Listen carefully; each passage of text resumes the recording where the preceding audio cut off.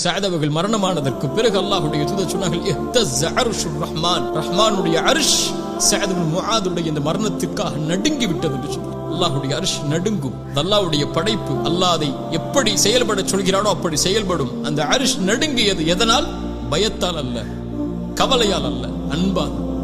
ஒரு தன்னோடு தன்னுடைய நேசரை வரவேற்பதற்குரிய மகிழ்வால் அல்லாஹ் ரப்புல் ஆலமீன் அர்ஷை நடுங்கச் செய்தான். அல்லாஹ் விரும்பினான். யார் அல்லாஹ்வின் சந்திப்பை நாடுகிறார்களோ அவர்களின் சந்திப்பையும் அல்லாஹ் நாடுவான் என்று அல்லாஹ்வுடைய தூதர் சொன்னார்கள். சஅதுடைய மரணத்திற்காக அல்லாஹ்வுடைய அர்ஷ் ஆடியது.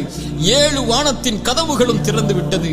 70,000 மலக்குகள், சுப்ஹானல்லாஹ் சுப்ஹானல்லாஹ், 70,000 மலக்குகள் அவருடைய ஜனாஸா இருக்கும் இடமெல்லாம், அவரை அழைத்துச் செல்லும் இடமெல்லாம், அவர் கபரை நோக்கி செல்லும் இடமெல்லாம் 70,000 மலக்குகள் சுற்றி நிற்கிறார்கள். அவருடைய ஜனாசாவில் கலந்து கொள்வதற்காக வந்திருக்கிறார்கள்.